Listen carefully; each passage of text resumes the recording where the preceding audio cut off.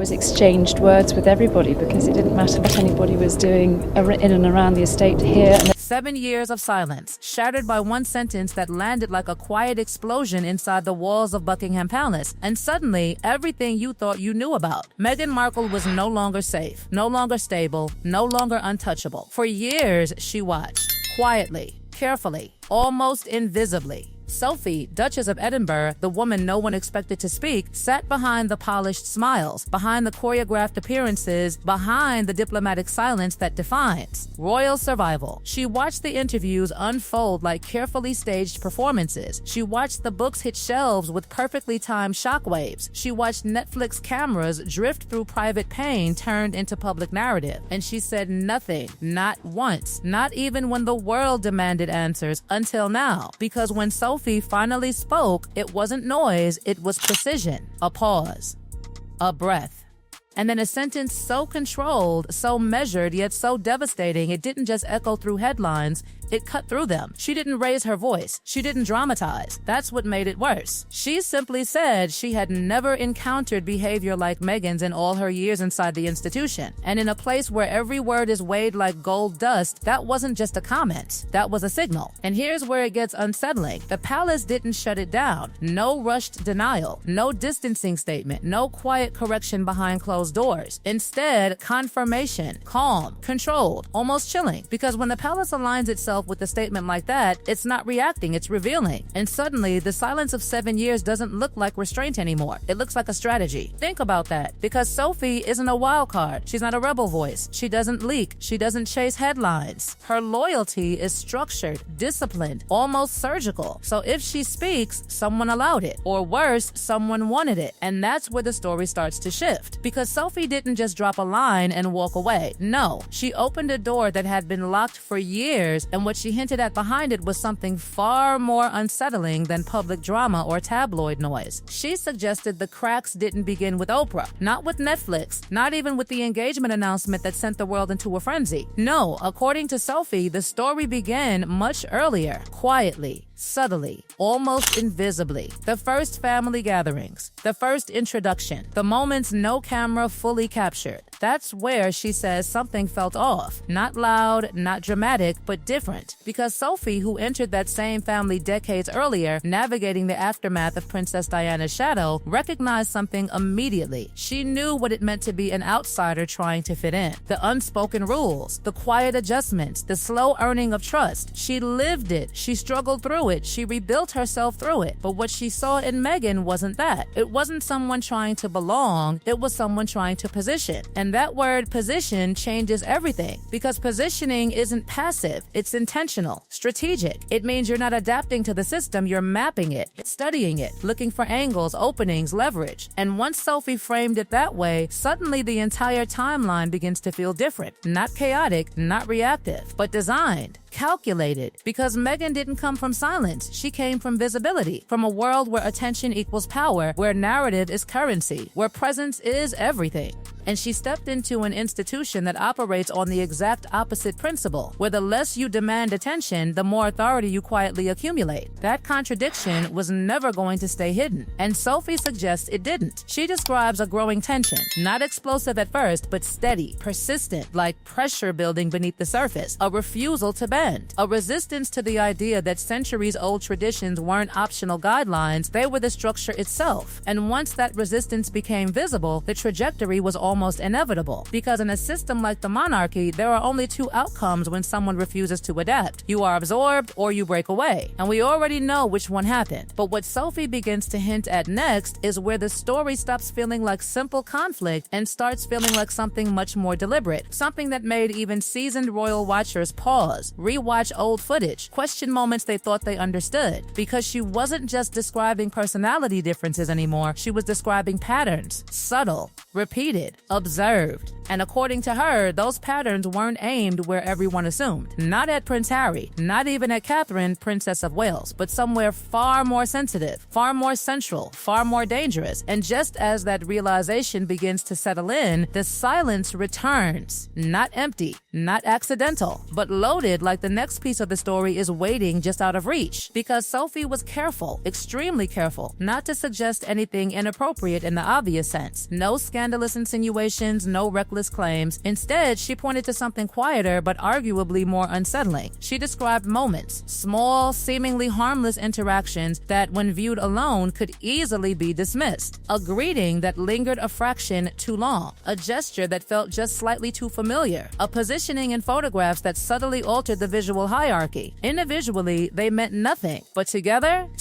they formed a thread. And Sophie insisted that the thread wasn't accidental. It was constructed, a deliberate effort to create the appearance of closeness where none privately existed, to suggest alignment with the center of power rather than the role assigned on the periphery. And once that idea takes hold, it begins to pull everything else with it. The garden party moments, the public engagements, the carefully captured angles that, at the time, passed unnoticed but now feel intentional. She described how senior staff began to notice, quietly at first, then more consistently, how these moments were flagged, not publicly, never publicly, but internally, documented, discussed in those hushed palace corridors where nothing is written lightly and nothing is forgotten. And what made it more striking, according to Sophie, was the response from William himself. Not dramatic, not confrontational, but visible if you knew where to look. A shift in posture, a subtle reclaiming of space, an expression that hardened just enough to signal discomfort without breaking decorum. The kind of signals that don't make headlines but speak volumes to those trained to read them. And Sophie suggested that these signals weren't isolated reactions. They were repeated, consistent, almost as if William was quietly resisting a narrative that someone else was trying to construct around him. And then she pointed to the moment that, in her view, changed everything. The one time the so-called Fab Four stood together publicly, presenting unity, purpose, harmony. The image the world saw was perfect, balanced, effortless. But Sophie described something else unfolding beneath that surface.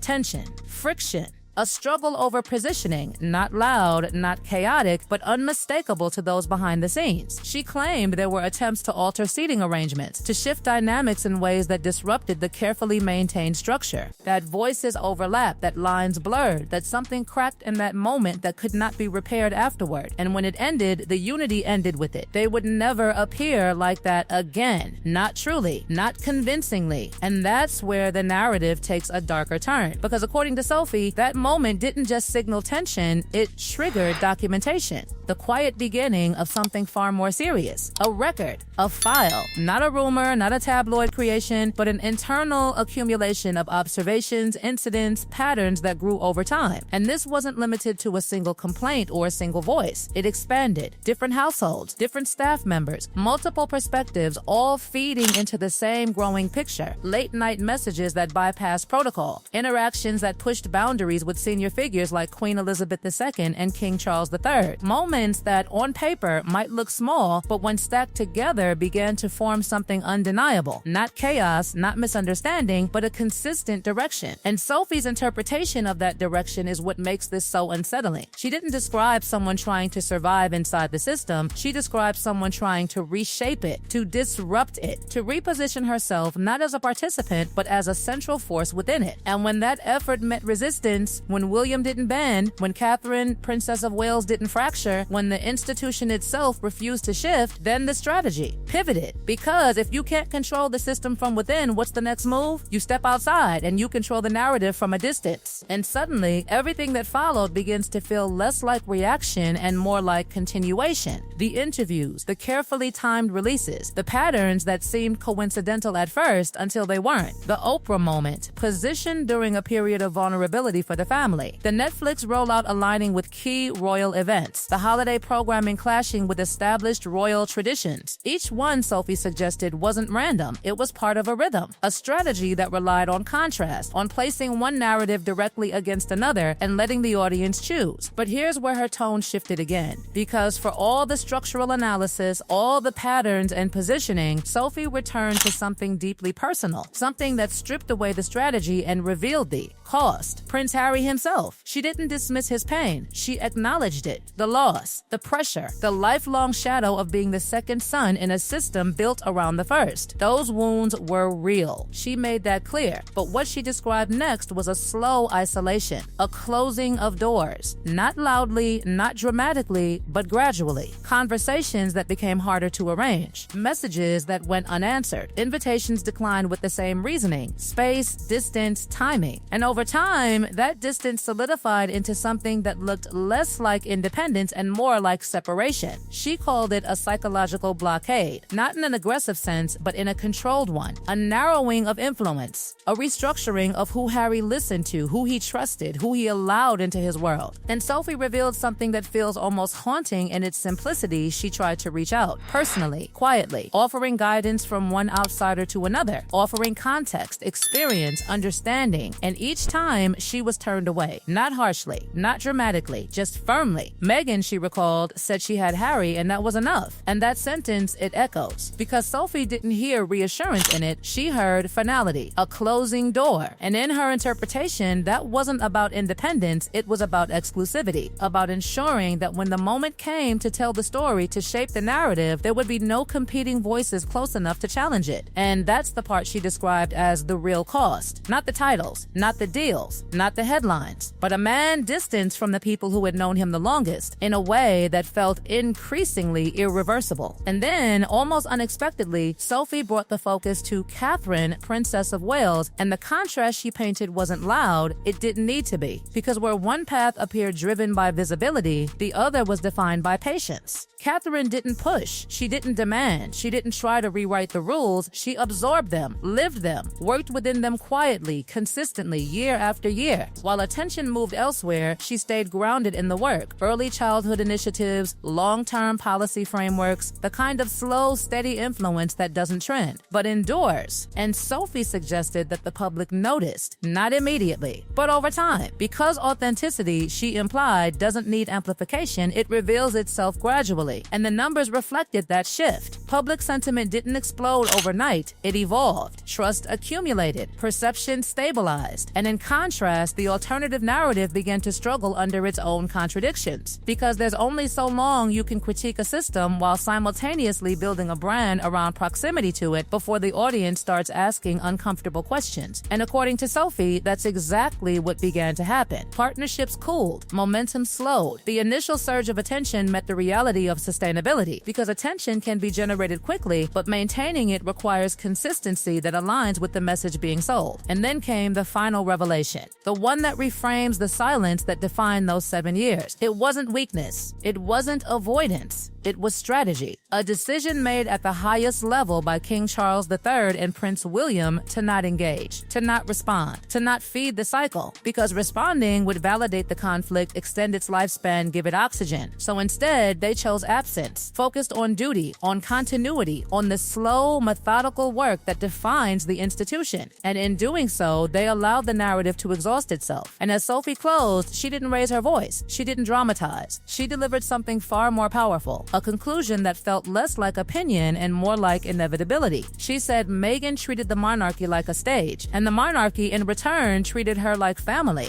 until it became clear she had never intended to be one. No anger, no theatrics, just finality. And that's what lingers, because when a story ends without noise, without confrontation, without resolution, it doesn't feel finished. It feels paused, suspended, like there are still pieces missing, still perspectives waiting, still truths that haven't surfaced yet. And maybe that's the most unsettling part of all, because if this is what's been said now, after 7 years of silence, what's still being held back?